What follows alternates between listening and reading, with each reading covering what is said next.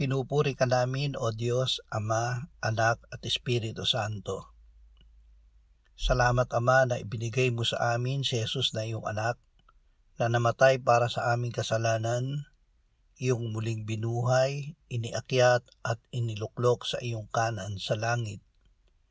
Salamat na ibinigay mo sa amin ang iyong banal na Espiritu, at sa pamamagitan niya ay ibinuhos mo ang iyong pag-ibig sa aming puso. Ama, ibig naming maglingkod kay Jesus, kaya't kami ay susunod sa Kanya. Panatilihin mo kami saan man siya naroroon. Salamat na sa paglilingkod namin sa iyong anak ay pararangalan mo kami. Amen.